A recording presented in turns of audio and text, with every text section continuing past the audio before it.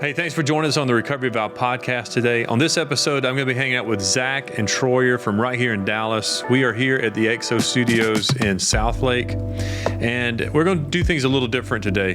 So neither one of these guys are married, but they've dated, they've got kids, and they're going to tell us what it's like in the dating scene out there now. Now, both of them are in recovery, so they're going to tell us what it's like to date in recovery, or maybe not date in recovery, but you're going to hear a lot of information.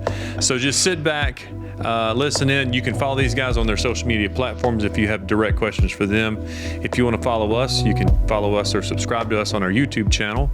You can also email me, recoveryvow@gmail.com, or just follow us on all of our social medias. And you can listen to this episode every Monday when it releases. So thank you so much. Sit back and enjoy the conversation. Welcome to the Recovery Vow podcast. I'm your host, Eric Kennedy. Zach, Troyer, thank you guys so much for coming on this podcast. Now, I'll tell everybody how we met for those that are listening. I just sat in yesterday while a buddy of mine was doing the Real Thing podcast here at the XO Studios, and he was talking to Zach, and I heard Zach say a few words, and I said, there's one of my new best friends, and he's on the podcast in less than 24 hours. So this is your second podcast you've ever done in your life? Yes, correct, in 24 hours. 24 hours? Yeah. Not an addictive personality at all. Yeah, right. Yeah, no, you had thrown it up, and then I was just like, well, this, I like getting my truth out there, and I think it's really important, especially on a subject like this. So I was just like, oh, heck yeah, it doesn't matter what I'm working on, what I'm doing, I'll drop it, I'll come out. No, you're absolutely right, man. And I appreciate you doing it, because you could have been so many other places today on whatever today is, Thursday. But you're here hanging out with me that you just met, so appreciate that. Yeah, of course. And then Troyer, we were kind of set up on a phone call last week. Hey, Eric, you need to meet Troy, or Troy, you need to meet Eric. And I can see why, because you've got a really cool story. Your body does not look anything like mine, and you need to be okay with that. Okay? Don't make me take my shirt off. Please don't. We just don't need the episode going there. But I do. I just want to have the conversation.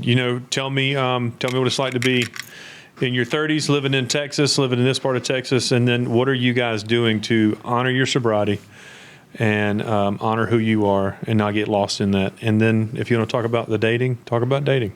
Why don't you go first, Zach? Tell us. Cool. Because I loved your story you shared yesterday about your girlfriend told you to just stay. Oh, yeah, you want me to start with how I got here in the first place? So when I was on the Real Thing podcast, it was my biggest dating fail, quote unquote, is what you would call it. But I was in a toxic relationship. It was back and forth, fighting all the time. It was a big, every fight seemed like it was going towards a breakup. It wasn't not just like, hey, let's come to a conclusion on this. So very severe, you would say, like ebbs and flows of like dopamine and then crash. And then I just feel like psychologically it was like a lot. But yeah, pretty much. No, I'm just saying, like, I feel like the effect that the severity of having those arguments go to such a drastic spot of like, you think you're going to, you break up and then you're fine. And then you think you're going to break up and then you're fine. I feel like in the brain chemically, it does the same thing as like when you're going up and down on, let's say related to drugs, alcohol, whatever it is. But yeah, it got to the point where, so basically I had a buddy, she was out of town for work, and he was like, hey, come up, watch the Cowboys game. And I was like, cool, I'll go up, come back the next day. And she did the ultimatum of like, hey, if you go up there, you stay up there, don't bother coming back. And I was like, you know what, we're just going to call it bluff, but it is what it is. And then I just didn't come back. And so that's how I ended up here. It was rough, that's for sure. It was something, I used to be the person that always said I was going to do a lot of things, and I didn't do what I said I was going to do. And I felt like this was the first step for me to like really be true to that, where I was like, you know what, I said I was going to do this. I'm not going to go back and try to fix it and, do this whole thing. It's like, it might be what's for the best. I started thinking with my head instead of my heart in a weird way, where I was like, because I wasn't in a good spot. And so it had to do with a lot of drugs, alcohol. I mean, even previous relationships before that. But that's what it boiled down to. And I was like, I really feel like this is a time for me to get a grip on me, because I can't be, there for somebody else if I can't even show up for myself, is how I saw it. And so I spiraled at first. Like, I was drinking a lot. I still went out, but then after about a month, I'd hit a spot where I just was like, dude, something needs to change. You know what I mean? And nothing changes if nothing changes. So it was like, I was sitting there very much so like, what I do, because I always, she always saw the full potential in me, her and, say my family and other people. And it was just, all these vices always got in the way. And so eventually I thought about it and I was like, you know what? Like, I'm just going to can it. I can go deeper into my story in a bit, but it's like, I've been divorced. I have a kid that I don't see. There's a lot of things that have built up to where it's all because of, my vices, and that's what I've lost them to. And I always thought I was in control of them, but I wasn't. You know what I mean? That's the psychological game it plays, is you think, oh, it's not a big deal. But then it's like the drinking leads to cocaine, and then, it just keeps going, and it's just that vicious cycle. And so I wanted out. I'd always wanted to be out. I had a glimpse when I was about 22, where I got really into the gym, and I remember that glimpse of I was sober for about 8 months, because I've been dealing with this for probably 11 years. But I remember in that 8-month time frame that I really committed. I didn't drink. I didn't do anything. And I was a bartender at the time, which was even more difficult. Yeah. But I was bringing 5 meal prepped containers a day, putting them in the, the beer cooler to keep them cold, microwaving them in the back. And I remember, and I was like, if I could do that then, like, why can't I do that now? Yeah. And it was just also in that 6-year time span between when I was doing that and now, I had all these things stack up, like my divorce, losing my kid, losing this relationship. And I started just taking a lot of accountability. Yeah. And I was like, the reasons just keep stacking up, and it's just there's going to keep adding more and more reasons of why something needs to change. Mm-hmm. Because I was clearly the tornado that was coming through and doing all the damage, right? And I think this is just the first time where I I'm now like more accountable than I've ever been, and it's the greatest thing ever. Like, I wake up and I try not to, just drown in regret. I look myself in the mirror and I'm like, hey, did I do what I need to do today to like be a better person, strive for more? I'm big on like my discipline now. I do everything that I say I'm going to do. And it's just those small wins that win the week, that win the month, that win the year. You know what I mean? They stack up. And I'm trying to just become like an undeniable version of myself. I try not to sell myself short, because I know it's only been, a couple months, 3-4 months, which to some people may not seem like that long. That's your breakup? Since you got here? So breakup was about 6 months ago. I would say 3-4 months ago was when I really just put down vaping, I put down cocaine, alcohol, everything. And it was all cold turkey. And you walked away from cocaine that easy? Yeah. It was hard for me to do that. Because I went to crack. I went on farther to crack. Oh, really? Yeah, it was just harder. It's harder for. Well, I think that whenever you said like to some people it's small, but really like the first 90 days, like essentially if I'm happy, I'm gonna go party and celebrate. If I'm sad, I'm gonna go party because I'm sad. Mm-hmm. Like it's the energy never goes away, which is why I think the gym is like great, because obviously you put the energy somewhere better focused than a self-destructive habit. But you guys go to the gym? Yes. I've been once or twice. Yeah, just a little bit. There's a pep talk for that. Yeah. But the first 90 days, like, you're essentially rewiring your entire structural habit of what forms you. We're creatures of habit. Like successful people, they have routines, they have schedules. When you say like, oh, like I win my day, I win my month, et cetera, like it is those little wins. So like it's actually a really big win, because the first 90 days, like, bro, that's like now. You couldn't even get me to drink. I don't care. Like, it's been almost 9 years now, so it's not even a that's thought. Awesome. It feels so foreign. Yeah. But in the very beginning, I mean, I didn't have a cell phone for the first 6 months, because I knew, like, I'm gonna get, like, if I have access to like other people, I've seen this movie. I know how it ends. Mm-hmm. So I think, like, I'm just saying, like, don't, like, to me, the first beginning is so much more, like, people can look at me and say 9 years, great, congratulations, cool. But like, honestly, I don't even recognize that kid back then. Yeah. But the first 3-6 months, that's like, you're in the trenches right now. Like, that's something that, like, that's way more commendable than what I'm doing. And I like, I feel like the gym is just a good outlet, because I feel like you're putting in those small wins every single day, and you don't see the progress. So you're learning delayed gratification. Yeah. And so I feel like that's what translates into either, whether it's business, whether it's recovery, all these things. And it's just trusting in the fact, because it's like, everybody knows if you go to the gym every day and you eat right, eventually it's going to happen. But for some reason, in those other cases, like recovery or business, whatever it is, it's a lot harder for people to picture that. And so that's why I feel like the gym is important, because it teaches you that dynamic of, hey, you can apply this to other things, and just trust in that, life goes fast, dude. Like, you blink and it's already been a year, and it's like, I'm terrified now of being in the same spot that I was a year ago, because I've been in the same spot for the last 10. Yeah. And so it's just, I'm just fed up with myself is really what it was. But I can totally get that. You're absolutely right. You were saying it takes time working out in the gym, but it takes time because I've heard people say it's easy to get sober, but it's hard to stay sober. Mm-hmm. but it's because of, you don't see something like right away, but I didn't get drunk or I didn't use that day, which is great. That's fantastic. But still, it became so much of who we are. Yeah. What made it, it made up who we are. I don't know about you guys, but for me, I think one of the hardest parts is that, getting sober, like you said, for some people, like maybe considered easy, whatever, like, but staying so hard is that all the things that you ran away from, like one of the things I love that you talked about is like, I took accountability, because when you're partying, like you can just push stuff off to the side. You can, you can shift blame, you can whatever, right? Because you're essentially living in a false perception of reality, and you convince yourself that this is facts. Yeah. And obviously the drugs distort your mind, etc. But with that, like all the demons or whatever you want to call them that were hiding in the closet, when you sober up, like they come out. They're still there, and now they really want to talk to you, and it's a whole different world of like. For me, it was more like why do I not like myself so much? Like why do I feel the need to constantly escape my reality? Like what about that other guy is so great? Because I've seen this movie 1,000 times, and every time it ends with him just an absolute mess. Going on benders, ending up in random hotel rooms or whatever. Yeah, exactly. And, you wake up and it's like, oh my God, where am I? Oh, everything's destroyed, like whatever. And it's like, what about me? What is glamorous about that? Like, and I also feel that people are addicted to progress, even if it's progress in the wrong direction.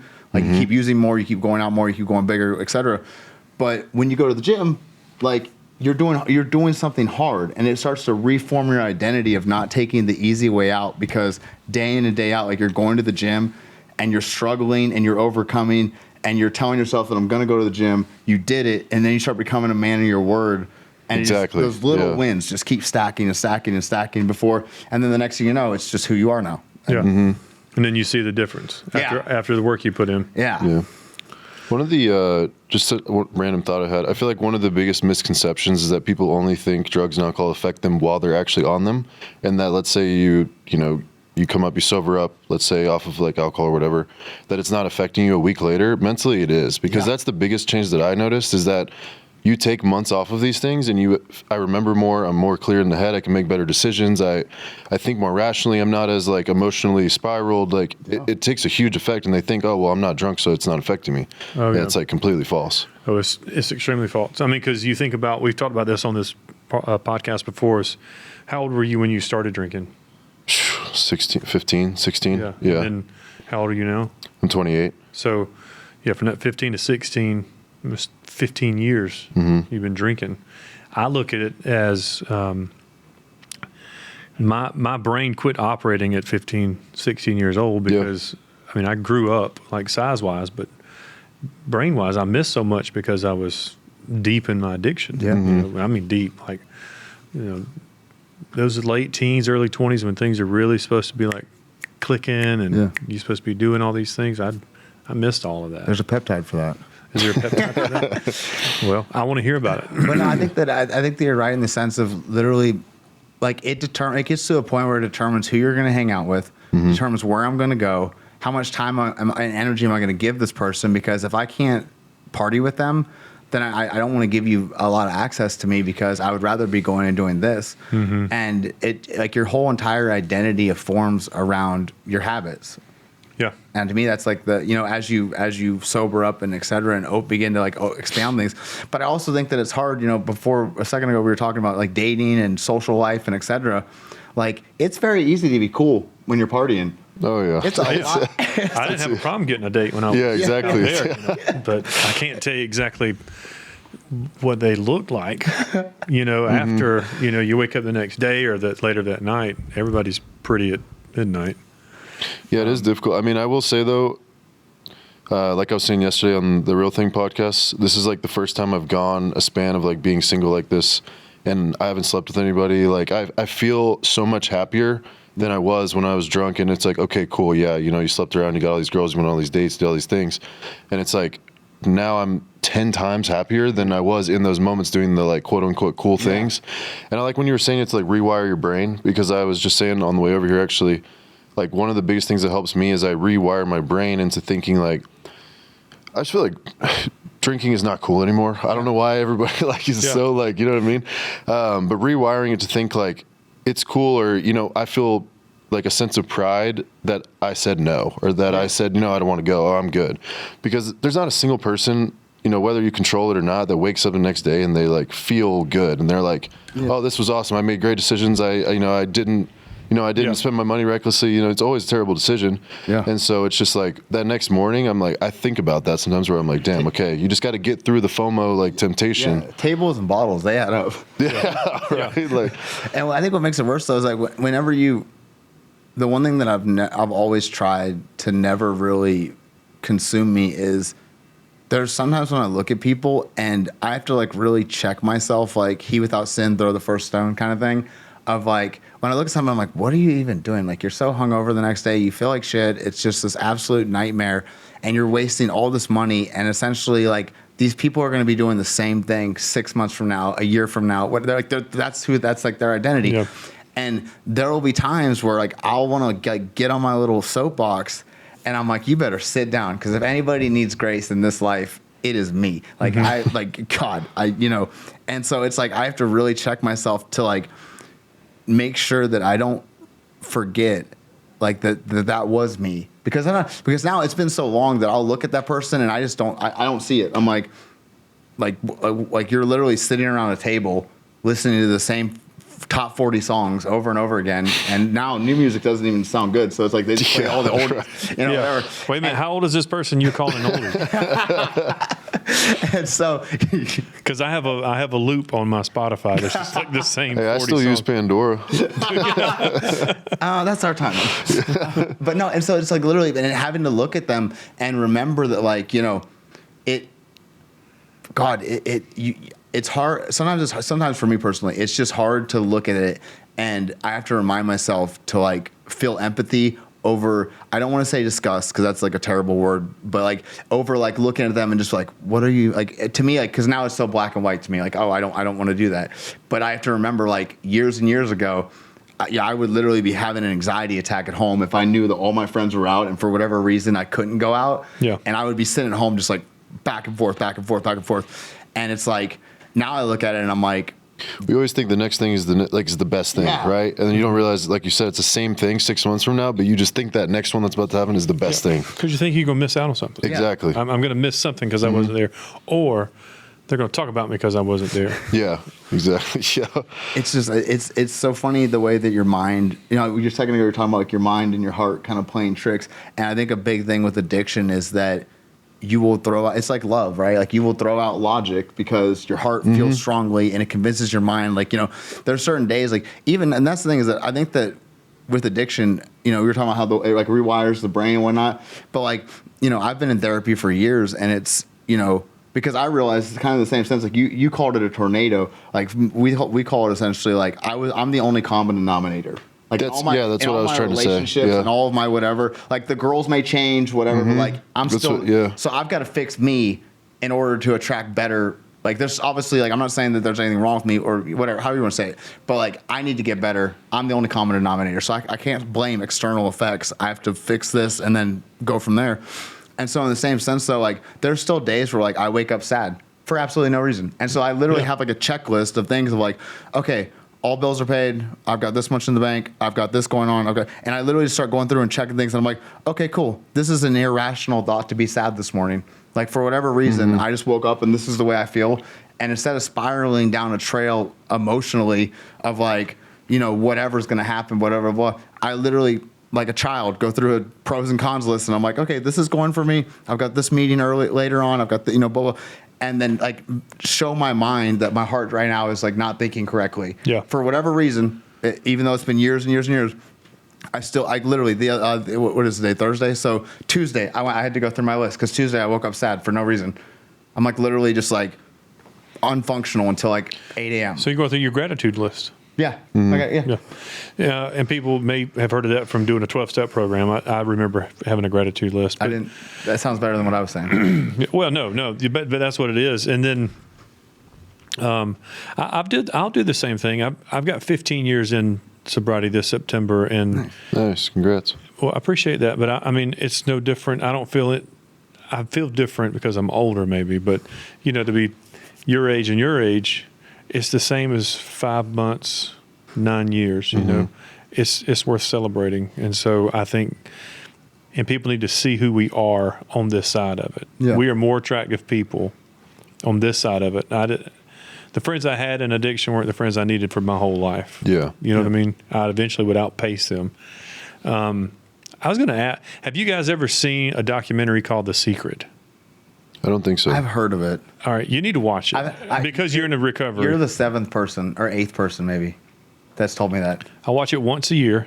I started watching it after I got sober. Yeah. It seems like this thing that they made up, but it's not. It's the secret is, and you were just talking about this. It's the law of attraction. It's the law of what you This think. is what Connor does, right? Oh, I don't know. We can look it up. We can look it up and then find out. But it's about the sense of people can read what you're putting off. So if you woke up in a funky mood the other day or in a sad mood, if you put that off, that's what people are going to perceive. You know what I mean? Yeah. And then you have to think about the things that you want. Not just think about it, but like you see yourself with it. And so for me, like when I learned how to meditate in treatment, I think this is why this stuck around, because I thought all these great things needed to happen to me in my life because I chose recovery. And they have. I mean, and I was sleeping under Fifth Street Bridge in Augusta 16 years ago. And now I'm in Texas with you two guys. You know what I'm saying? Yeah, so awesome. It's not about, it's about everything God does, but it's not just about the doors that's put in front of you, but the ones that you just have the courage to walk through. And I think just that law of attraction and the expectation that we put on our lives in recovery, it's all how we channel this energy we have as a person in recovery. Most of us are made up of the same thing. You know, we all think the same. I feel like whether you think so or not, or whether you think what you're doing is, minuscule or whatever, it's like people can feel that energy. You can tell, like you're radiating it, whether you like realize it or not. Yeah. So no, I totally agree with that. So we kind of leaned into Zach when we started this and kind of got into the meat of the conversation there. He's the best looking one of all three of us. I know. I can't look over as long as I'm looking at 4. So let's get into Troyer. Talk us through. You and I just met this week, but tell us a little bit about your story. What got you to where you are now? Because I've seen a picture of you. Bang Bang Bros. Bang Bang Bros. That's right. That broccoli was so good. I know. I forgot all about that because I didn't know where you were going with that when I said, remember that picture you showed me? And then you said Bang Bang Bros. I'm like, sorry, context. We went to Nick and Sam's and we did Bang Bang Broccoli. And then when I put us all in a group chat, he named it Bang Bang Bros. Brent did. And let me ask you something. I'm never going to ask anybody in this room where to go take y'all to eat ever again. So they picked the most expensive restaurant on this side of Texas.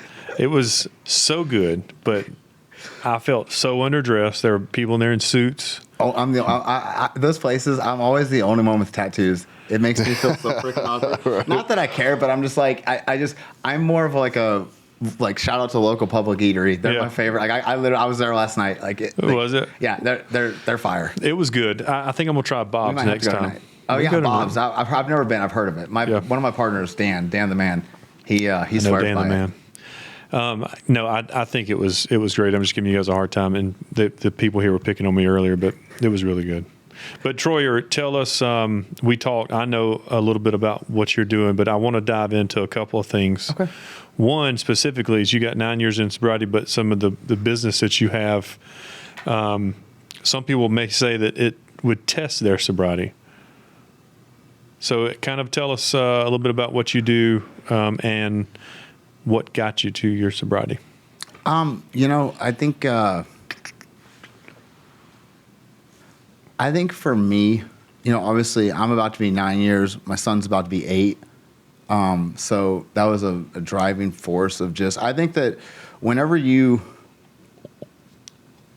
can scream and yell at somebody, like if you have somebody in your life that is addicted to whatever they're addicted to, they've got to hit a wall where essentially it clicks in their mind, because you can show them statistics, logistics, the whole thing. But until something clicks in their head that like, this is too painful, this isn't worth it, or they don't have a why, for the longest time, you go to rehab, you can, try all these, whatever, and just nothing worked. and I would find myself, it was so much of my identity. I think like for like 15 years of my life, I think I started when I was like 13. I sniffed cocaine for the first time. Okay. So my mom got cancer when I was 7. She died when I was 13. And then I've been on my own since. So it's like essentially, she's fighting cancer, and so it's definitely not like a parenting issue for sure. But I just when I throw that age out there, I'm like, wait a second, I don't, they're gonna be like, God, that's gotta get the backstory. Yeah. Listen, my mom was fighting for her life, right? She did. But anyways, and so from a very young age, like I just realized that for me personally, girls and partying was 2 things that I was really good at. Mm-hmm. And so as an orphan, I just felt very insignificant, neglected, and again, not by my mom's doing. Like obviously she's fighting for her life. We can't fault her, clearly. But this is the way that I feel. And so I'm looking for acceptance, and I'm looking for, I want to feel cool. I want to look cool. I don't really have a father figure. So I'm like watching movies, and like my first movie was James Bond, and I thought he was like the coolest thing in the world. They ruined it on the last one for sure. But that was like my favorite hero. And so it's like I would watch these movie characters, and I would like emulate my personality like after them. And like that was like my role models, And so it was like partying just came so naturally easy. I'm a very charismatic person. Mm-hmm. So people draw to me, and I would feed off of that. But it's also like kind of one of those things when you're talking about like epic highs, manic lows, mm-hmm. is that, I live off the applause, and then I will die from the lack of it. And that's still something that I struggle with today, And so it's like one of those things where I think that from that, so I go through life and partying, etc. I'm always like life of the party. I'm partying, 6-7 days a week. I end up in Los Angeles. I get on a bunch of reality shows. You're on reality TV? I have my own show on MTV. It literally, here's the thing though, is that you don't like, what I tell people is that I didn't know my value. So, and again, to each their own. I think love God, love people. Let the rest sort itself out at the end. But essentially, when you see the price paid for your life, for you to be here, like the odds of you existing right now in this moment are so vastly, just incredible, that when you realize the price paid for your life, you no longer want to sell yourself cheap. So I would give access to myself to a lot of people that didn't deserve it. And so in the same sense, she said like, oh, sleeping with girls is cool, or partying is cool, whatever. Like, these are all things that actually took away from me. Mm-hmm. These are all things that made me less. And so I'm selling myself cheaply because I just want to be liked, accepted, et cetera, blah, blah. And so it literally got to the point, though, where you hit a wall, and not even like a cool, like, religious prayer or anything, whatever you want to call it. I was like, bro, I don't even know if you're still real. But if you're still the same dude my mom prayed to and like believed for and et cetera, whatever, like I'm so done. I've lived a great life. I've lived, I've met all my heroes. I've partied all over, like et cetera, whatever. I literally would rather jump off a building right now. And so if you're real, like I'm just done. Like you can, like if there's anything left of this, like you can have it. And I woke up the next day, no withdrawals, nothing. I woke up a completely different person. Like wow. I literally, and it's one of those things where I can't. I think it's kind of, in my opinion, my humble opinion, I just can't take any credit for it. So literally, when people are like, "Oh, like what's the secret?" or like, "What's it?" Like now, granted, I had to go and like retrain my mind, retrain my habits, etc. But in the same sense, like I couldn't take credit for it if I tried because I've seen me try it. Yeah. And so when I talk about people having to reach a point of their own, I feel like I truly had reached the end of myself where I realized like this is no longer a life that I want to live, and this is no longer who I want to be. Kind of like what you were saying, like I want to be a man of my word, I want to, et cetera. Different language and different circumstances, but I feel like the same theme kind of overall. Yeah. And so with that, it was just like, I reached the end of myself. And I've had all the money in the world. I've had all the, maybe not all the fame, but I know what it's like to be walking down the street and get mobbed by people. And they're like, oh my God, I saw you on MTV, or oh my God, I saw you fighting, or whatever, right? And it's like, literally does absolutely nothing for me. Like, and you can have all of that and be the most, and still, I used to tell people, I'm surrounded by tens of thousands of people every night in LA, and I'm the loneliest person in the room. It feels like I'm drowning, screaming for my life, surrounded by 5,000 people, and no one can hear me drowning. I have, 5,000, back then Facebook was cool. I have 5,000 Facebook friends and not 5 real ones in real life that I can call to go to Starbucks. Yeah. Because if I'm struggling, oh, bro, just come out tonight. There's gonna be these new girls are gonna be awesome. Like, bro, you gotta come out, bro. Whatever you're going through, not a big deal, dude. Wait till you see these girls. These girls are fire. So they were just teaching you how to mask your issue or whatever you're carrying around with you. It's not even validated to them because in their mind, like we just go partying. They're not listening. Yeah. That's pretty much what it is. Yeah. They're not listening. And so, and they're all like, essentially they all have selfish ambition. Yeah. Like one of my best friends, Dan, right? Like I love him to death. We've been friends for years, but he was like my real first true friend that like, I could be having a bad day and he would sit on the phone with me and be like, cool. Like I'd be like, all right, well, I'm getting out, whatever. And I go to like avoid the issue. And he'd be like, no, cool. Like you sound different. Like what's up? And I'm like, oh, we're both busy, whatever. And he would sit there and talk me through things and ask me questions like a brother would, right? Like I've never had one. So like he would force me to kind of like come to like terms with whatever I was feeling and dealing with kind of thing. And so it's really like, for me, it's just, you can have all of this stuff. And if the internal's broken, who gives a shit? Yeah. You can drive the nicest car, you can have the nicest watch, you can look the coolest, whatever. But if you're sad and life sucks. So. And you still work a program of sobriety on your own? You don't do, and you said I've never gone to a meeting. I've spoken at a lot of places. Yeah. I've never, essentially, for my first year of sobriety, bless your heart, you don't know what you don't know. For my first year of sobriety, I would just run. The first like 6 months, I didn't even have a phone. So I would literally run, and it's kind of a cool story, but it'll take me a second, probably like 10 minutes. It may not. But so essentially I would run and I would listen to Conor McGregor promos in my headphones and motivational videos and worship songs. And I would just kind of cycle through them, and I would run like 5 to 7 miles a night. And then maybe 9 months, 10 months into my sobriety, someone's like, hey, love the life change. Like, you ever thought about going to a gym? And I'm like, oh my God, that's what healthy people do. For sure. And so literally 3.5 miles to the gym, and you'll have the full body workout for 3 hours. Shit. And then 3.5 miles back. And then a nice gentleman, kind of about your size, like just yoked, right? Stacked, like the guy that I want to be. And essentially comes up to me and he goes, hey, question. I'm like, what's up, dude? And he's like, do you notice like you're not growing? And I'm like, what do you mean? And he was like the point of the gym is progress, and you're not making any. And I was like, well, I feel like I'm kind of like more shredded and lean, and and he's like, no, it's growth. Like you're supposed to adapt to more, like muscle memory, muscle and attention, arm day, leg day. Like, does any of this mean anything to you? And I was like, I'm gonna be real honest with you, dude. I'm like almost a year sober now. I kind of just started coming to the gym because someone said that I should do it. And I just, I don't know. And he goes, well, you do a full body workout every single day. That's why you're not growing. You have zero chance of recovery because every day you stress the same muscles. He's like, you know what? I thought you were going to be a total douchebag because of the tattoos. You're actually kind of cool. If you want, we can work out together. We're here at the same time anyways. I can show you some things.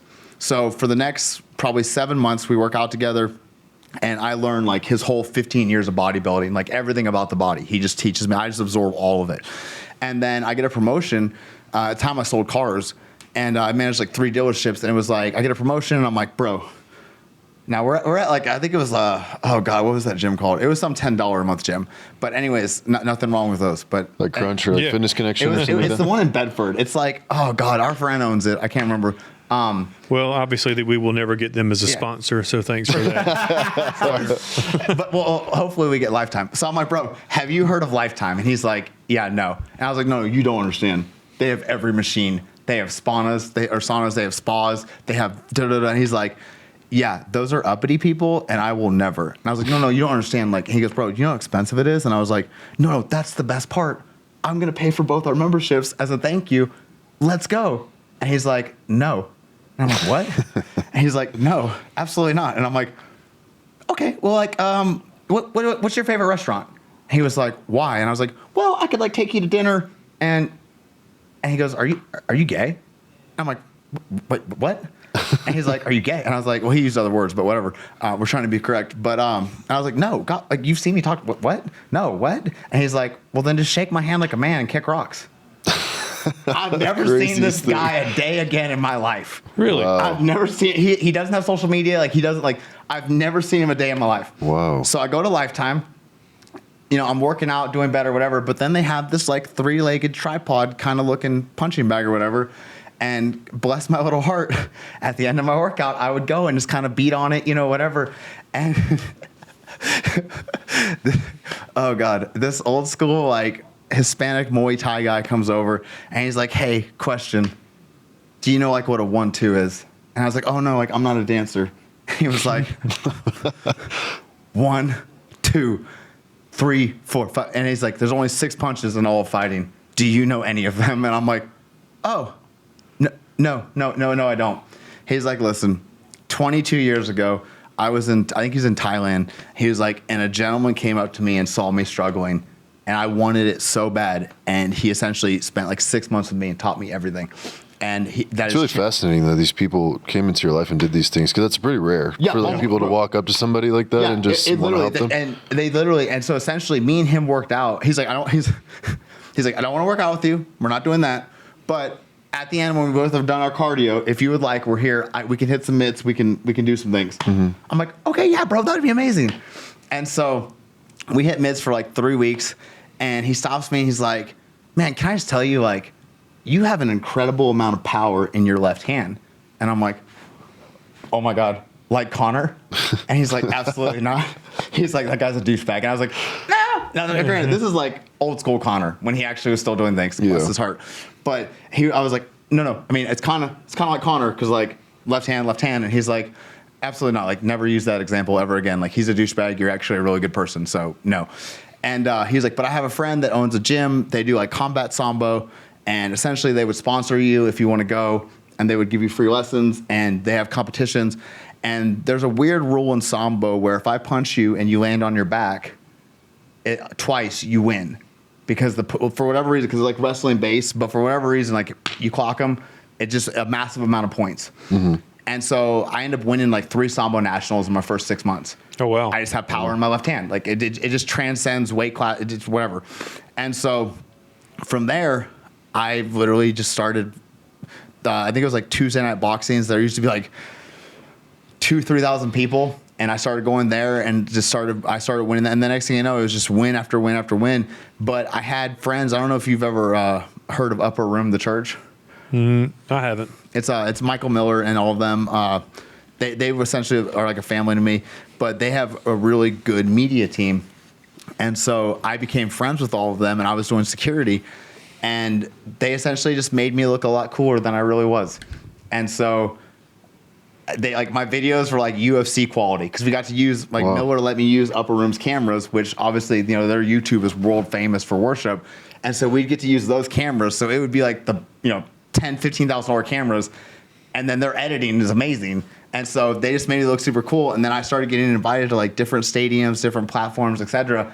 And I was just really good at marketing. But it always just came down to like, I could be getting destroyed by somebody for like 2-3 rounds. And if I can just catch you once, like my left hand has a serious amount of power.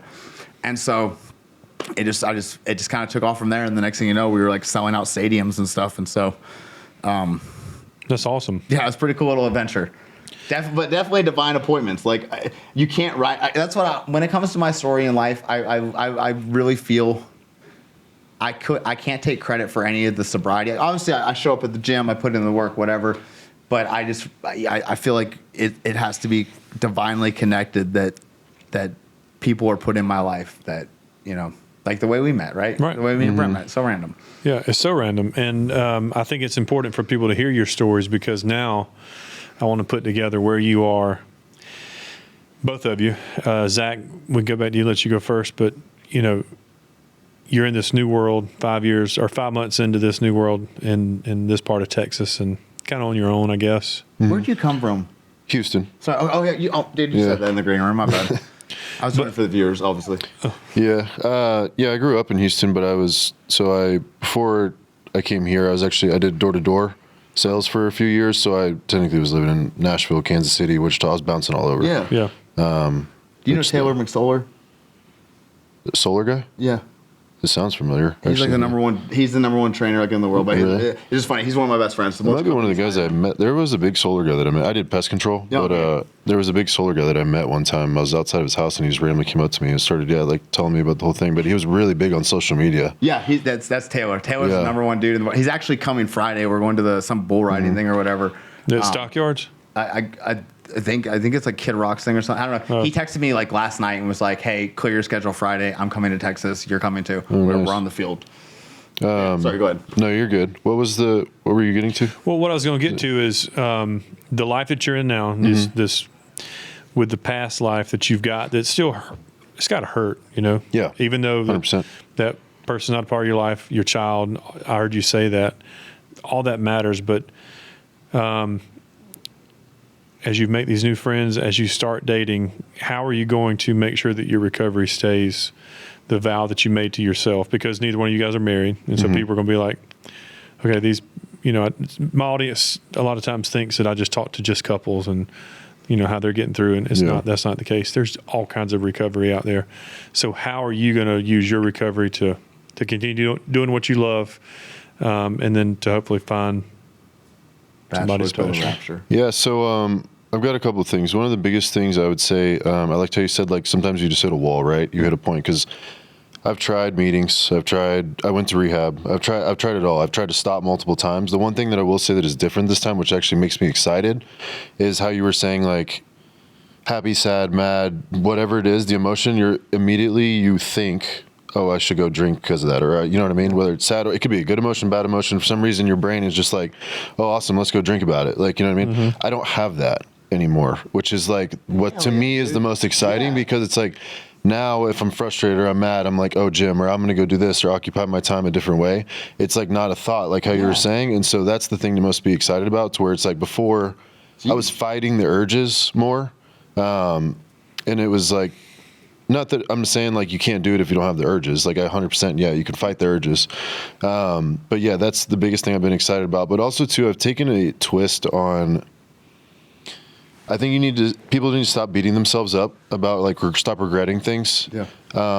I've come to terms with the fact of, it took 10 years of my life and everything that bad happened, but I'm a firm believer that everything happens for a reason, and you can channel that one of two ways. You can either, sit and do nothing about it and pout about it and make it a worse environment for yourself, or you can, grow from it, make it better. So I think, not to go on like a side tangent, but I like the gym as well. So I rep a lot of stuff like Better Bodies or Team Gasp or Bucked Up and all these things, but it's because of what I think it does for mental health. Not necessarily just to be big and, get it, whatever. It's like, yeah, I'm going to do a bodybuilding show next year that I'm training for, but it's because I want to grow a platform to get stuff like this out, which is why this was really enticing to me. Yeah. But the big thing is I think that feeling every wave of emotion is really good, and I think people are running from the bad emotions and they're trying to mask it.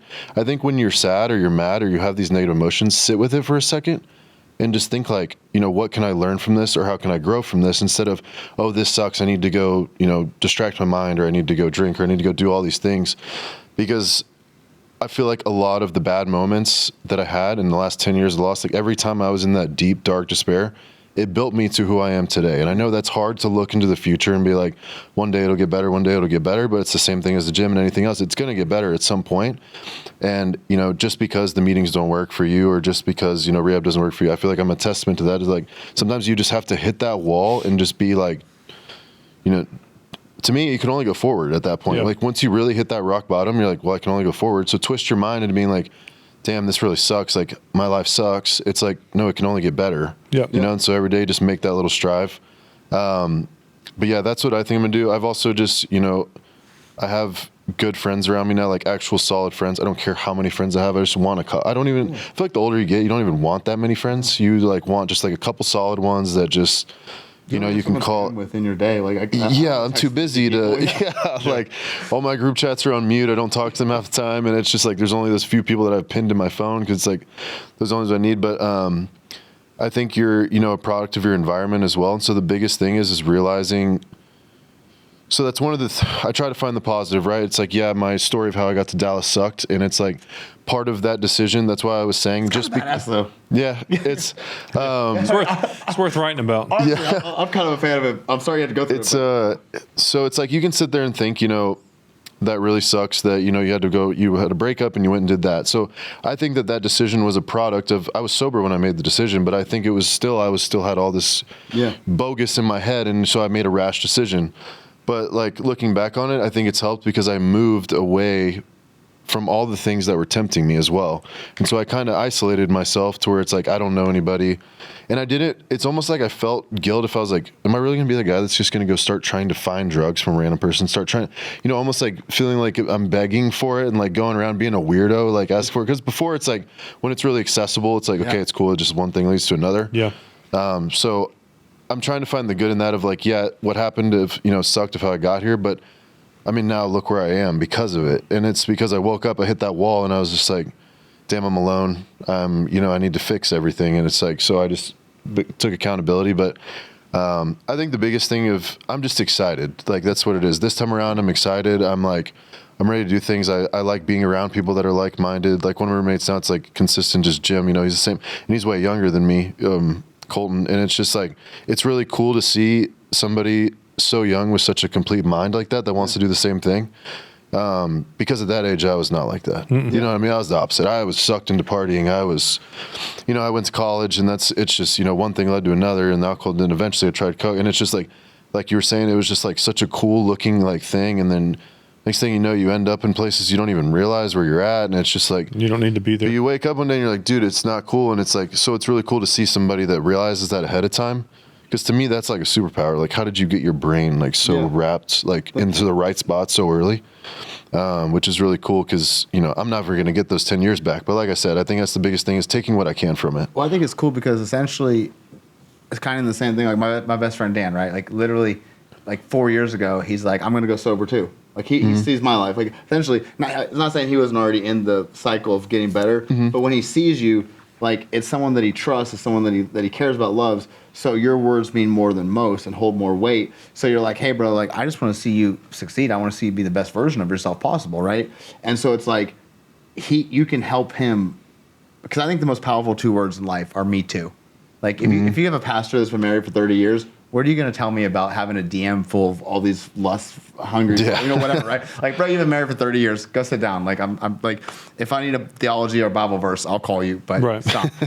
And, but the thing is, like, whenever you can look at somebody and be like, bro, like, I was the cool kid, and I know what it's like to party on the biggest stages in the world, and I'm telling you that it sucks if you're not, like, if this isn't fixed, if this isn't going right.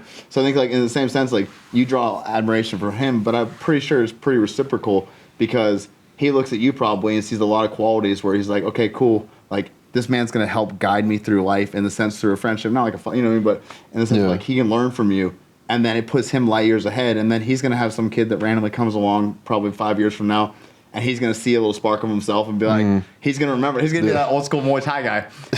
Listen, kid, come on. Yeah. Well, that's what I love about what you guys I want to say what I love about what y'all both just said is that there's a leadership inside of both of you because you want people that are younger than you or the same age as you to see you making these changes and they say, oh, I can do that too because he did it. So that goes back to there is a sober, curious audience out there that watches everybody. You know what I mean? Yeah. Not because they know they have an issue, but because they know that they could potentially have an issue if they don't, get it under wraps now. So that's a big thing too, is you don't see the issue coming. Right. Yeah. You think, oh, it's good. I'm only doing a little bit. Then you end up, it's only your friend's bag, but then you buy your own, and then it turns into, and then it's only when I'm drunk. Yeah. And then it's only at this hour, but then it turns into one thing. That's the worst thing in the world to see the sun come up. Oh yeah. The birds are chirping and it's like, it's awful. You feel like a total piece of shit. Yeah. I hated it. But I also think that, like, in a sense, people love fighting, like people love violence. It's since the prehistoric days, right? Like gladiator type shit. But I've always said that fighting is just the vehicle that gives me bigger platforms to tell people, like, because essentially if you look at me like and you've never met me, you probably look tattoos, I've got a little bit of muscle, whatever. Like you're gonna think that I'm probably gonna be a certain way, and then I'm like, hey, dude, like love will change the world. Like that's like the most valuable currency is the effect we have on others. Like, and if you like. People need to love people. I can't change you. I can't fix you, but I can love you. And if I show you love, then I can show you your value. And if I show you your value, then maybe you won't sell yourself cheaply like I used to do. And so it's just kind of one of those things where like the tattoos and stuff to me are like camouflage. And fighting's cool, of course. Like, I love fighting. Like, I have a fight coming up on the 23rd. Love that. Like, everybody come out, Texas Live. But essentially, fighting is just the platform or the vehicle that gets bigger platforms, because self-destructive cycles are the absolute worst thing in the world to be stuck in, because you can want better, you can try better, whatever. But when you're in that cycle, it's just this. It just sucks, dude. Yeah. You feel helpless, and then you feel worse that you did it, and then you do it again because you feel like you're shit. You feel like shit. Yeah. But then you do the thing that made you feel shitty, and then you keep pushing the goal line further and further until you take ownership, until you take accountability, and it's hard to look that person in the mirror. Yeah. No, I get it, but you get the things that you guys are saying. People need to hear these things. I think, like if I'm speaking to anybody out there, I think it's so much more rewarding and so much cooler to help somebody else, even if it's just one person, than it is to be like drunk and cool and like talking to 500 people. Because that was one of the biggest things that helps me is, and I think that's why, like, as bad at times as my last relationship did get, she was the one person that no matter how low I was, and she could have walked away at any moment. Yeah. She, you're better than this. You have so much potential. So for somebody to see through all that stuff and be like, dude, like, you can do so much better than this, and then stick around for so long. And it was like, it's to the point where she just had enough. And it's like, I can't blame her for that. Yeah. Because like, I would have had enough with me too. I'm surprised you even lasted this long. Like, you know what I mean? Yeah. Because like when I went to rehab, I got evicted. My car got totaled. I went to rehab all in the same week. Like I was completely like my life was in shambles. And the fact that she was there when I got out was like, that's why I was like, I'll fight forever for this kind of a thing, because I'm like, we might have toxic fights. Left? Yeah, and so that's what I'm saying. It's a bad decision, right? But like, I don't know. I mean, it could be. But so I think also this is like a cool like she topic. Cared about you though. She did, yeah. And it's like she's a very independent chick that you like. She could have walked away. She can have as many, whatever guy she wants in this world, and it's like. But to me, like the biggest thing is just. Sometimes I feel as if you have to walk away from each other. Like I had to grow on my own, and then maybe if we do end up back together, like that's cool. Like I would love that, but it's like I would never get to the point where it'd ever work unless that happened. And that's what I mean by I try to see the good in like situations, because I don't think I ever would have had this change if I stayed in the same cycle. They're fighting and just Okay, so we have essentially like pretty good milestones: 6 months, couple of years, a lot of years. So if you could tell your younger self, like, I mean, obviously you can't be, don't say Bitcoin, but what would be the one sentence that you would tell what would be the one thought that you would leave your younger self, or just speaking to a younger person right now? On this side of it. On this side of it. Or should we go short to long? No, I'm trying to think I've had so many good things that have come to my mind over that amount of time. Yeah. So are you saying, what would I tell myself 5 months into my recovery? What would you say? Oh, I'm saying we have a pretty good time scale of like a long time. So like where you're at now, if you could go back and just tell yourself, a short little paragraph, write yourself a note. What do you think the most invaluable thing that you could leave or imprint? Knowing the way you thought, knowing the way you perceived the world at that point in time. You've got to find out and understand who your higher power is. And it can't be, I know they tell you this, and if you go to the meetings and things like that, you've got to understand that your higher power is God as you understand him. From being 1 day sober to being 14 years and 364 days, whatever. I could not put my whole life and my kids on the thought process of a doorknob is my higher power, and I was told that in the rooms when I was going through AA and stuff like that. And it wasn't until I got invited to a church, and I made that commitment then, that the God as I understand him, who sent his son Jesus, who I don't have any reservations about talking about, but I'm still learning that side of things, So I speak at it from a very simple mind, that I'm just always going to be in process trying to get closer to him. Because if it wasn't for him, I wouldn't be on this couch with you guys. I'm going to be completely honest with you. I've tried ending my life twice. I don't know how I got full custody of my 2 kids at 9 months clean, to writing a book that I'm going to give you guys a copy of, to having a podcast, having a nonprofit, all of this happens over time. And I've said this acronym a lot, time is things I must earn, and I just sat back and earned my things as time went by. What about you? It might sound a little cliche, but I would tell myself, like, you're enough, because I feel like that was the biggest thing. Is for me, it started in high school, and it was just everybody wants to just fit in, and so you start trying to alter your personality. And I was really never the most confident person, and I did a whole fake it till you make it kind of thing, where my thing that I was training my brain was, don't let there be silence. And so it was like I would talk anytime it was quiet, and that's how I gained confidence. But then, like, just now, like, looking back, it's like there's, for instance, like how I'm saying, like, all the potential she's saying she saw, like, there's people probably before her even that saw it and they said it. I may not remember it or not, just depending on the thing, but it's like, you need to just trust and you're like, be yourself. Like, you are enough. Like, you're good enough to just, like, speak up, be yourself. Like, dude, everybody's weird in this world. We all got our weird things. We all, like, you know what I mean? And there's so many people, like, think about how many people are, like, cool, quote unquote, or, like, popular, famous, right? That are, like, the biggest weirdos. It's like, dude, who cares? Like, just be yourself. And I think authenticity goes so much further to people because you can read it. It's like on, other podcast shows, whatever it is, you can tell when somebody's, like, not speaking the truth. You can tell when they're putting on a facade. And so I would say, like, I can't stand that. So you didn't feel that at all today. No. But so it's just like, I would say, like, be who you are. It's not that big of a deal. Like, you'll come across better to more people, like, because they can read it. So just own it. Like, be you, just own it, and, like, things are going to work out because, like, you are, your own brand. You're your own, like, and it's just like, I don't know. It's enough. That's what I would say. What about you, Troy? Yeah. What about you? Oh, I was so enthralled in y'all's answers. I didn't even think. I think probably along the same lines of just, like, stop selling yourself short. I remember that I would fight for things in relationships, whether friendships or relational, whatever, to be in rooms that really, like, I had to be a different person to be in the room, to fit in or whatever. And I could be their version of cool, but in the end, like, it really wasn't me. I think the older that we get, I think that you realize, like you said, like, I would rather have 4 quarters instead of 100 pennies type of mentality. I forget what officer said that, but I love it.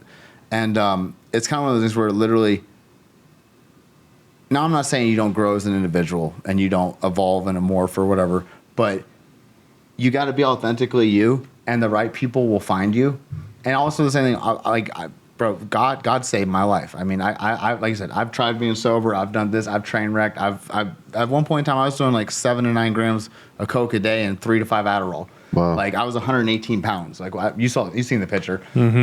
So I mean, literally, it is just, it's been a ride, but that I don't believe I could take any credit for. As we discover the story, literally, I'm just an orphan from a trailer park in Ohio, and now we have all these different companies and things are really popping off and being blessed. But it's just but as you get older, you learn that the more you're yourself, the right people find you. And the more you chase other people that, like, you don't fight for someone to stay in your life. There's 7 billion people, man. Like, you're gonna find your group. Like, and you'll be so much happier. Even, like, you can have months, years of loneliness and so whatever. But when you find those people, it's so much better because you're so authentically yourself that you don't even remember the other stuff. You just remember, like, oh, I've got, like, my best friend here. Or, like, me and Dan drove the podcast today, right? I don't remember what it was like before I had Dan in my life. But now we don't go a day without talking. He runs all of my social media. He runs my Icon Peptides site. He's a wizard, right?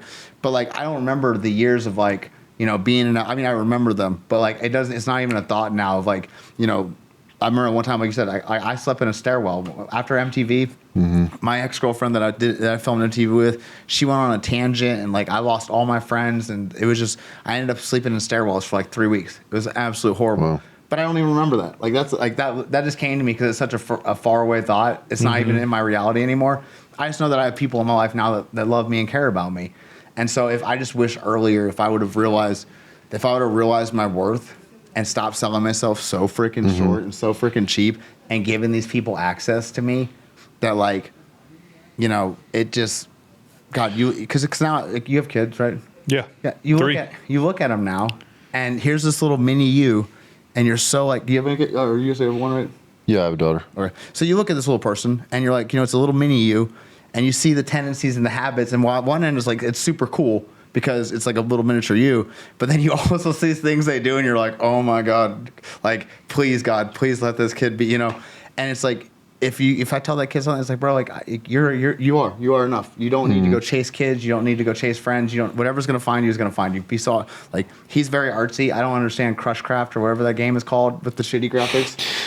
Your son? Yeah, I don't understand. Minecraft? Minecraft, yes, Minecraft. What'd you call it? Crushcraft? Crushcraft. Whatever. Anyway, this game, dude, I've watched tutorials because he'll be on the phone because I travel so much. So he'll be on the phone telling me like stories, and I wanna know what he's talking about, right? Like I've watched like 9 hours of tutorials on this freaking game, and I still don't have a grid. When he's like telling me things, I'm like, okay, so like what's attacking us?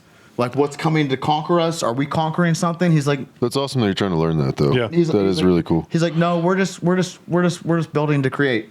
Okay, but like, what's the objective here? Like, See, that was my thing I couldn't get over. It's like, what's the objective? They're like, Bro, there is none. Like, we're hanging out. You're building Like, your own thing. yeah, and he loves it, and like, so as he's sitting there talking about it, I'm like wanting to like, but I support him in it, but I'm like, have you ever thought about maybe some wrestling or some jiu-jitsu, kid?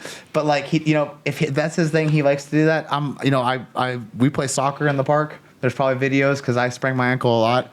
You would think being athletic, soccer is very hard.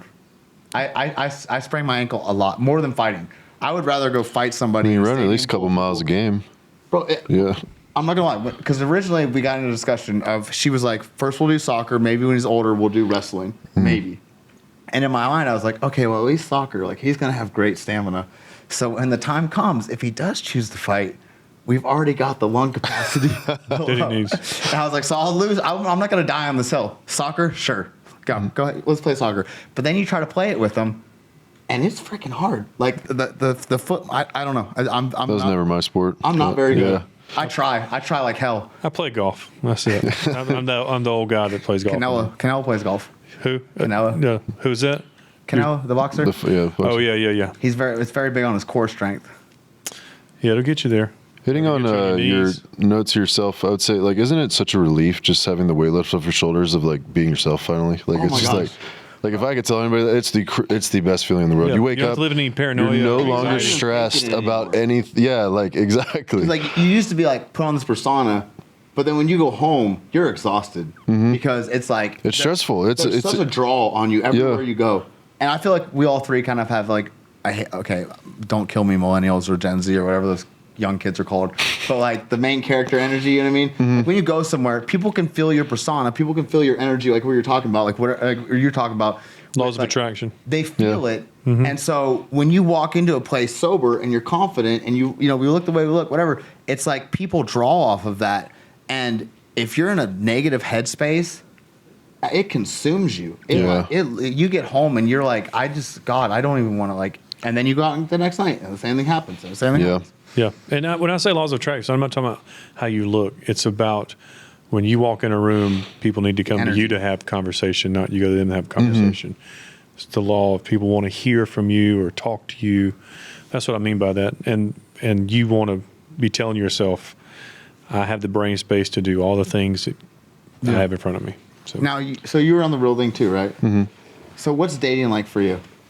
Or have you? Or have you just been single? So I've tried. So I'm like a hopeless romantic at heart. So it's like, I try. It's like, that's why I've gone. This is pretty much the first time I've been single in like 11 years, because I go from the second one relationship ends, I jump into the next one, because I'm very big at like, I'd be out and then I meet somebody and it's like, I don't want to miss the opportunity is what I would call it, of like a good person. And so now, it's like, I've tried to get back out there, but I was talking about this yesterday. It was just, I didn't really know what else to try besides Hinge. First time I downloaded, I get it, but it's like everyone's in a scene of wanting to drink and wanting to do all these things. And so it's like, I was kind of just like, just whatever. Because it's like, I went to the last date I went on was like months and months ago, and I went to a brewery, and then I was like not even really drinking. And then it was like, and I was like, it was a great girl, but it was just like at the same time, I was like, I just don't really want to do any of this. And it's like, that's what everybody does for fun. So I was like, well, damn. did you tell her any of that on one of the first dates that you guys went on? That you were trying to be sober? No, I didn't tell her. It's just I didn't really bring it up. Surprise. Which that's something that I've been realizing, like recently, is like I'm just going to start saying that. I think that's an issue that I have too, is I need to just say that up front. Yeah. Because then it sets an expectation, and it's like, okay, let's not even waste our time if you can't deal with that. Yeah. And so that's something that I thought about very recently, but As far as the dating goes, yeah, and also too, it's just when you're committing so much time to yourself, you feel like you're raising your value and your worth, and you're like, I'm doing so good for myself, and it's like, so you want the same thing, and you meet people that say like, oh, I know what I want in a man, and I'm very like, I know what I want, but then it's like you follow them on Instagram and they're at the club the next night, and you're like, damn, okay, do you really know what you want? Because and I'm not saying like, because there are people that can, balance their life and party at the same time. It's just like, I don't want to be in that environment. I don't want to deal with the stress of like the person I'm with being in that environment, and I just feel like that's just the thing. And it's like, I feel like the common public now perceives it as like boring.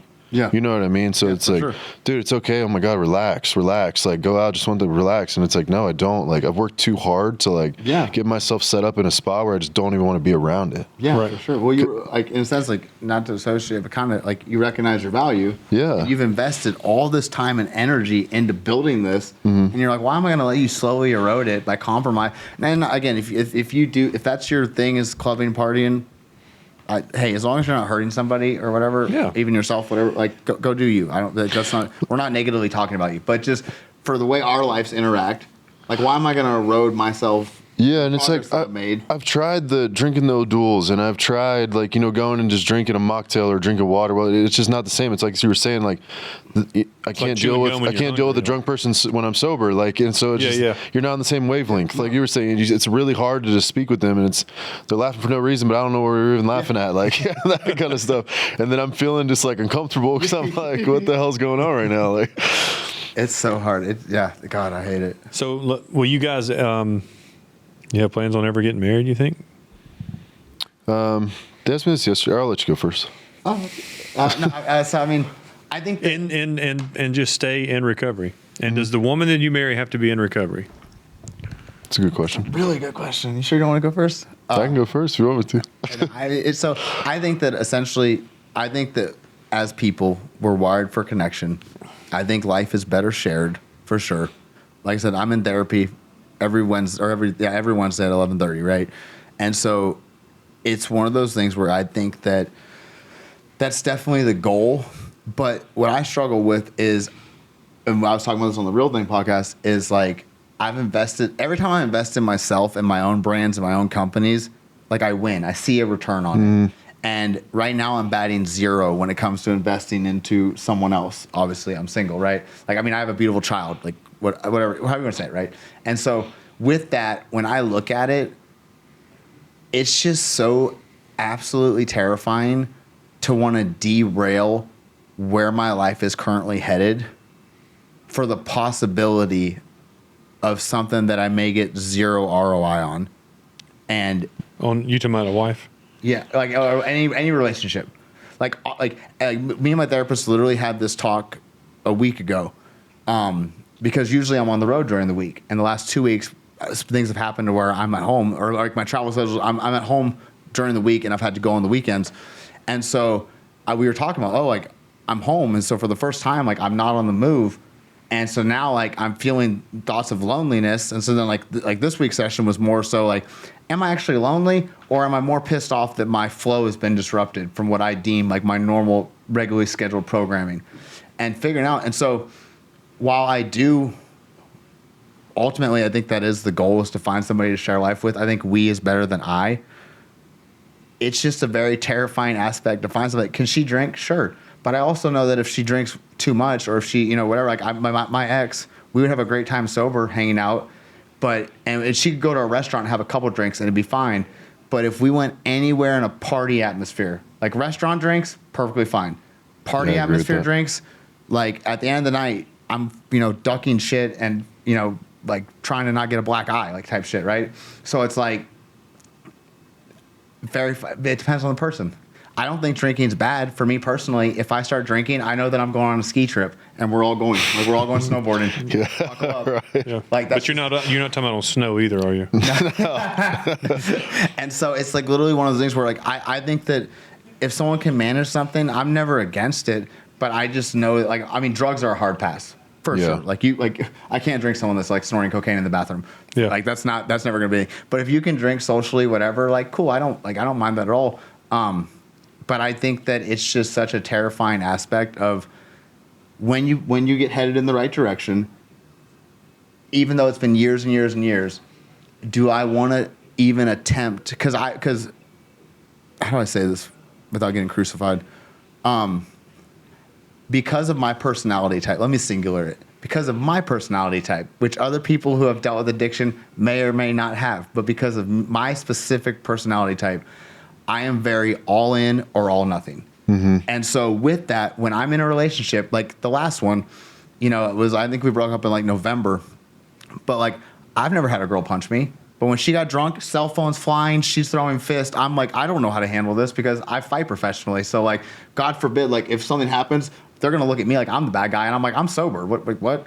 So like, but I will stay in a toxic situation and try to fix it because I'm so invested in whatever I'm doing that like, I don't want to give up because in my mind, like I can fix this. I need to move this. I feel like we're very similar. Yeah. Very like, and I don't want to give up on it. And then we do that for things we care about. Yeah. And so with that, I have to, like me and my therapist talk, and it's like, okay, like you have to be very careful who you allow yourself to invest in, because once you're in, it's very hard, even in her respected position, that I give her a very great level of trust. If she tells me that it's raining, I go grab an umbrella. I don't look outside, right? But with that, I have to be very careful who I invest my time and energy into, because it'll be very hard to talk me out of it, because because my biggest Achilles heel is, well, if anybody needs grace, it's me. You know, when she's getting drunk and hammering the shit out of me, and I'm lying to people saying that my black eye's from sparring, like it literally, I'm like, oh, well, at one point in time, I was drunk too. Like I was this terrible drunk, right? So I see where she is right now. I just need to get better and help her. Like I need to show her a more healthy alternative. And I'm trying to fix this train wreck. Okay, sorry. I don't like to talk negatively about people. Yeah, I'm trying to fix this situation that is not very healthy for myself, and rather than just exit it, because I'm looking for ways to win. I'm a winner. I'm going to find a path to victory. And so with that, you know, it's very, very terrifying to alter from just investing in myself. Like someone has to really add value to my life for me to pause and be like, oh, okay, like maybe we should do this together. Even though that's ultimately what my heart wants, there's a lot of walls that they have to climb. And who wants to climb that? That's a special person. Like you said Hopeless Romantic. Have you seen The Dilemma with Channing Tatum? Oh, yeah. Dude, I watched that last night. I have not laughed that hard in a minute. But you remember when she's talking to Vince Vaughn, whoever that girl is, and she's like, hey, whatever's going on, like whatever we are, I looked at that and I was like, where is that girl? Yeah, like, you can have $500,000 out of my bank. Where is that woman right now? Like that's the girl that I need in my life. She's in the movies, or she's a unicorn. You brought it up perfectly, though. I'm in the exact same spot. I'm the same way. I know whoever I'm with next is probably going to be who I end up marrying. I'm going to be so invested, and it's like I feel like I'm working so hard on doing everything that I want to do and make sure that I'm okay, that it's just like it's going to be a big hump for me to like do that. Yeah. So it's like, do I want to get married? Like sure, yeah. To me, like I was saying yesterday, it's not as important to me. If the person I'm with wants to get married, then I'll get married. But if not, if we have that bond and we're doing good, and you know what I mean? Like to me, I don't think we have to get married to have a successful relationship. That's just me personally, but she's big into marriage. Sure. To me, it's just one of those, sometimes I'm just easygoing as far as like, what you would classify it as, but that's the biggest hump, I think, is the next step. So let me ask you something, actually. Do you feel like, because you were talking about this the first time that you came back and you were like feeling the loneliness, right? Yeah. Do you feel like something that has helped you with your recovery and being sober is moving at a fast speed and just taking on so many projects and doing so many things at once?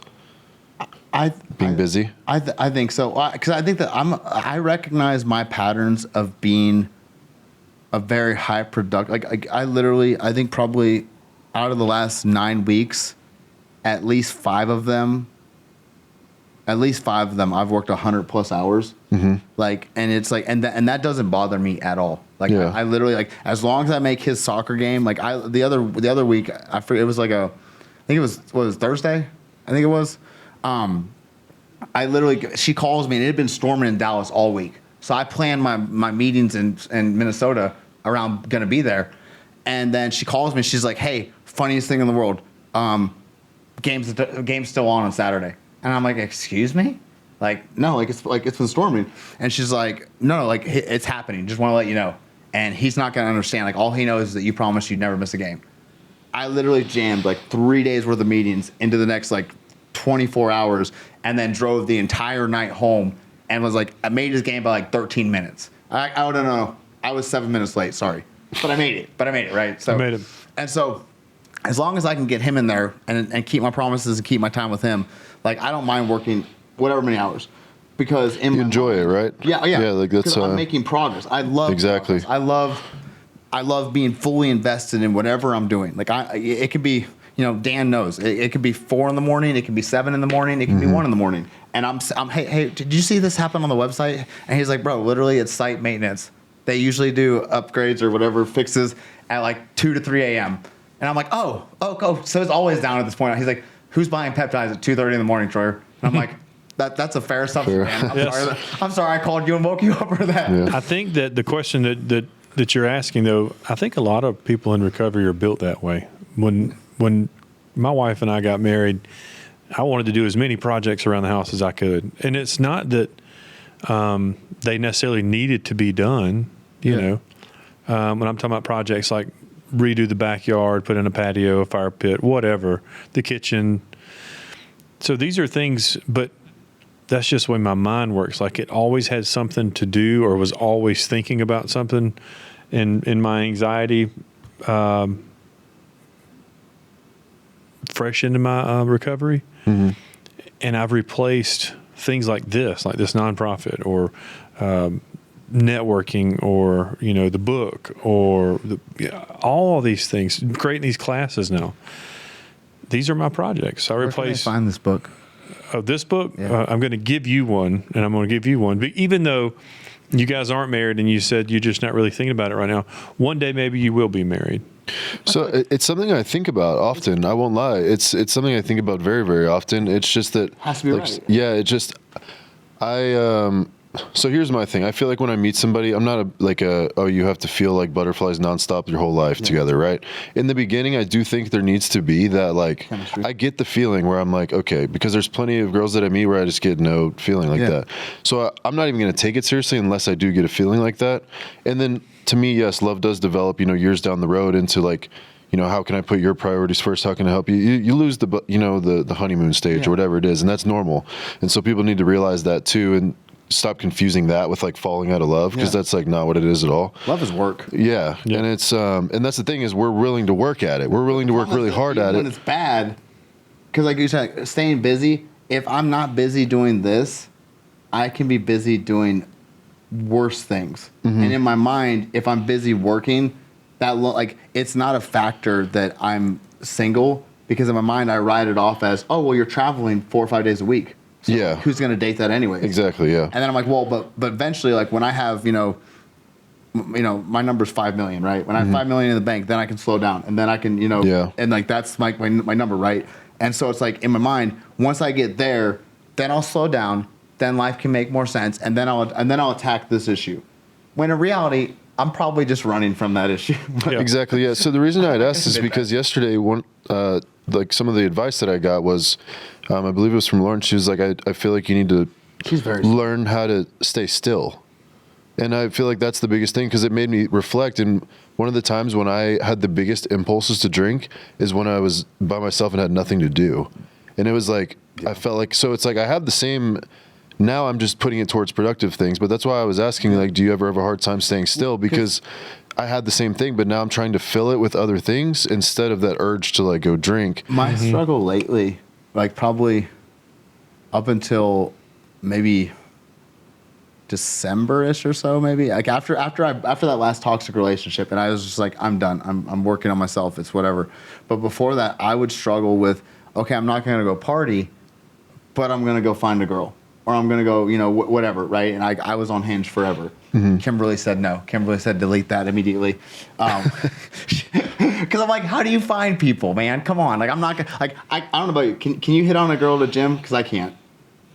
Because I feel so awkward. That's my therapy. So how am I going to go interrupt her therapy? Yeah. I feel like you can be smiling at me. You can be like, like all the signs can be there.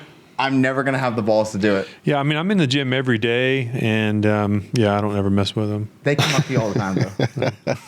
And so I'm like, how do you meet people, right? Dating app. How, like, I need to circle. That's why I downloaded it, because I didn't know really any other way.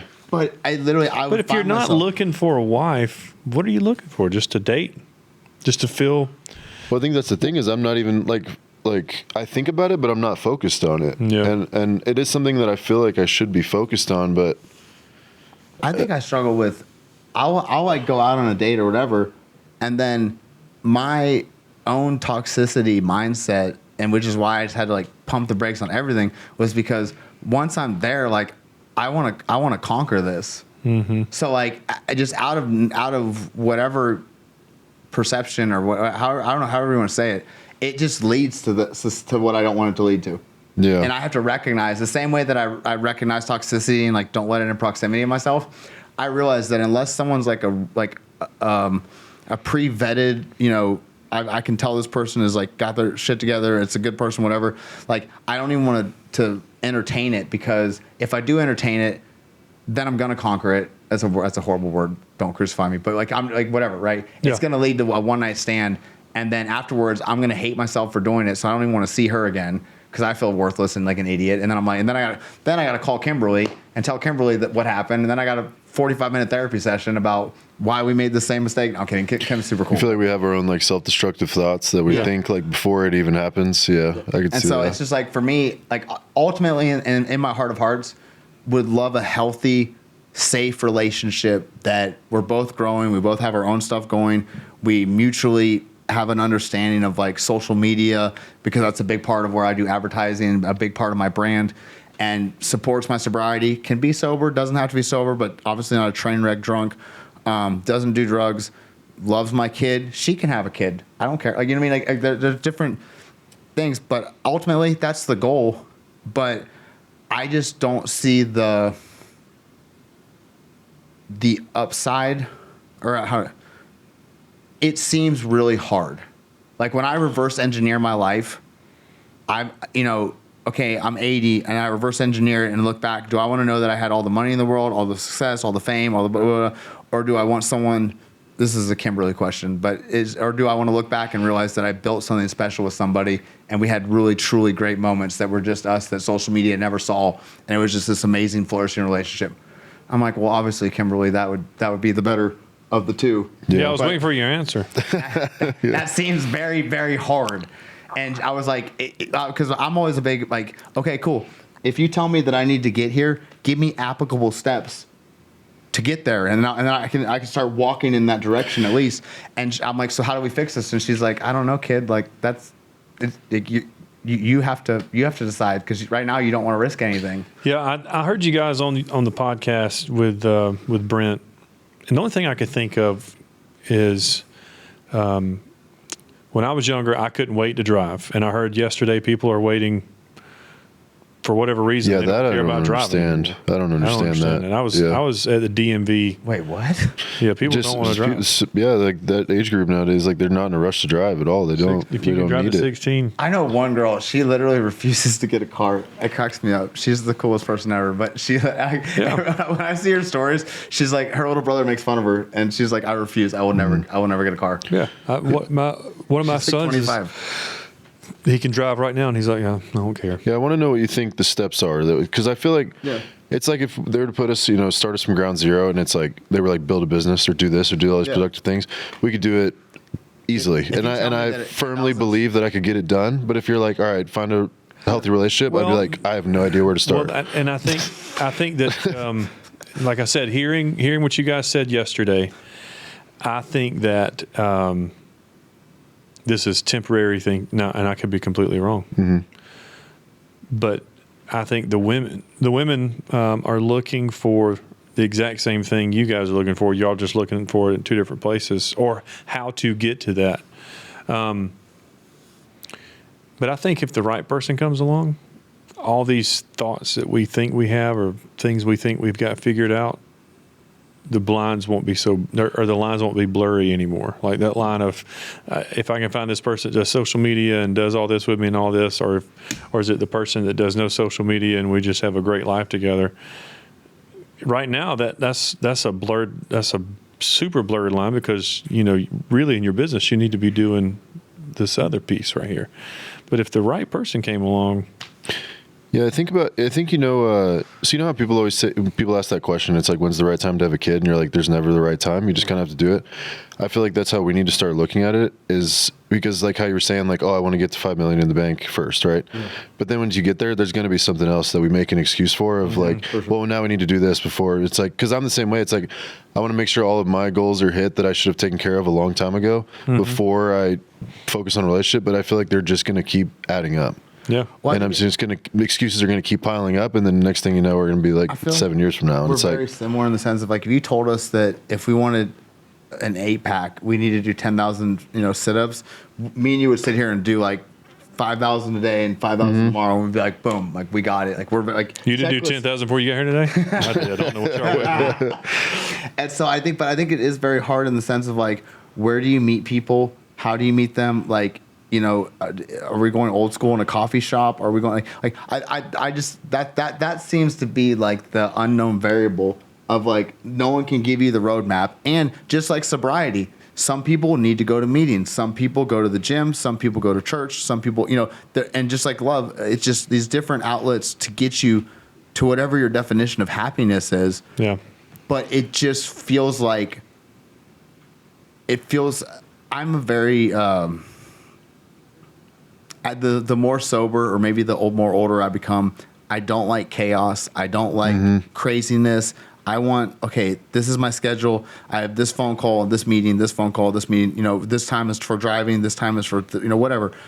And so with that, when I look at the vast black hole of dating, I feel so overwhelmed and so underdeveloped in any sense of attempting to navigate it, that I'm just like, you know what? Let's stick this in this box back here.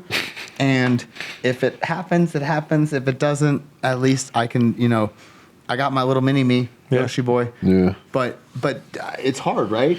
I feel like the issue is, not understand this issue, but so like how you said, like, do you walk up to women in the gym, or like, could you, right? Yeah. And I feel like we have no problem getting women. That's not the issue. It's not the actual conversing with them. It's all the overthinking that we're doing of like, okay, what if like it does end up like leading to a date? And then it's like, you're thinking about all these things, and it's like, well, then I'm not gonna be able to focus on this, that, and the other. And it's weird, because if somebody gave us a blueprint, like how you're saying, do 10,000, we could do it like this, even if most people would be like, oh damn, that's scary.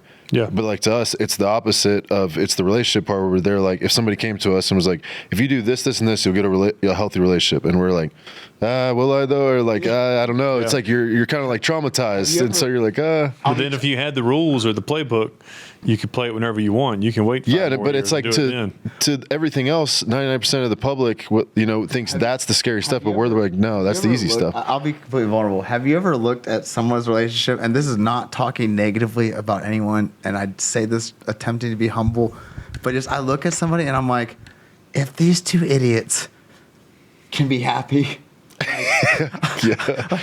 I look at it and I'm just like, these people are so less qualified, in my opinion. That sounds terrible. I'm just being honest. But like, I look at it and I'm like, and your dumbass can't figure this out. Like, what the F is wrong with you? I was talking to Kimberly literally, what is today, Thursday? Yeah. Yesterday on our meeting.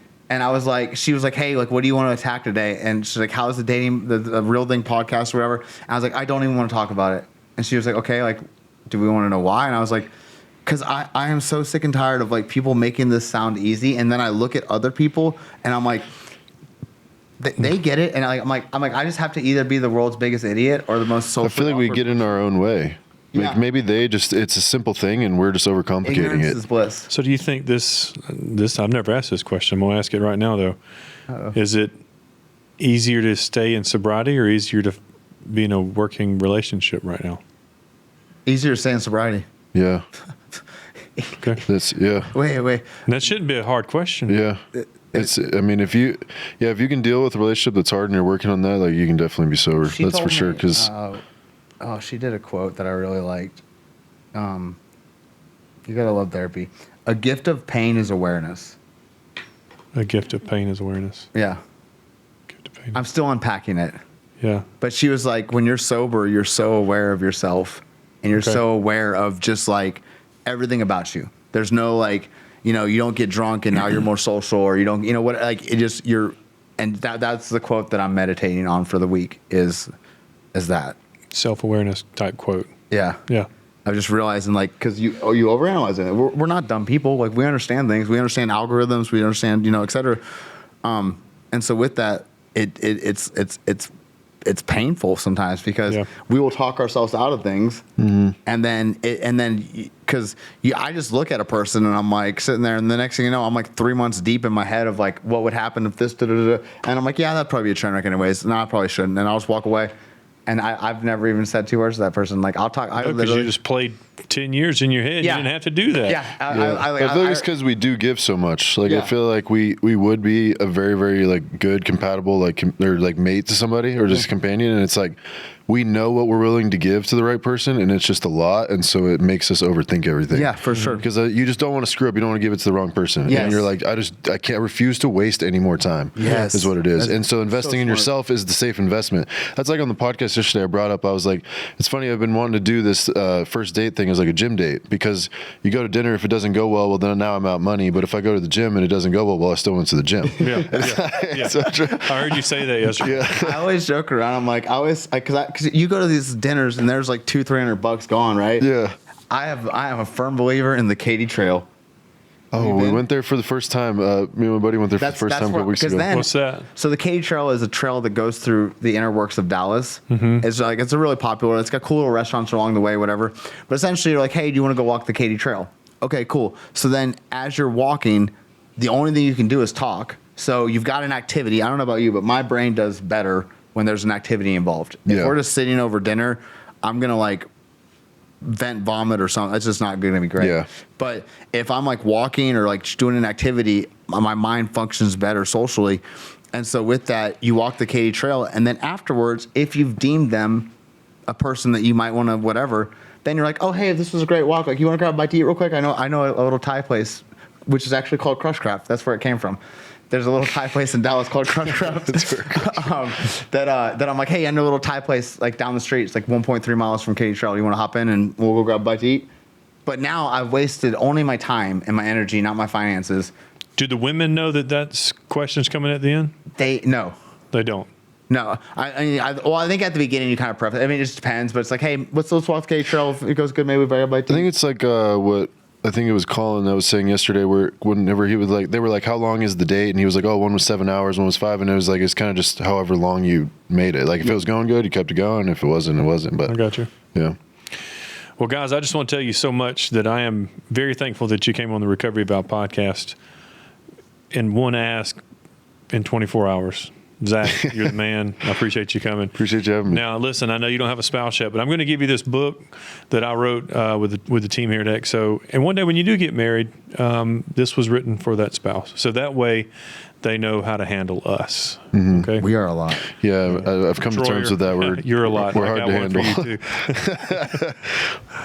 But I'm so thankful you guys came by the podcast today, and I know that you will change a lot of lives, and you'll reach a lot of people through your story. So thank you guys for coming on and sharing it. Yeah, thank you for the platform. Yeah, of course. Yeah, thanks for giving us the outlet. Yeah, 100%. That's why I figured I'd for that. Y'all become best friends.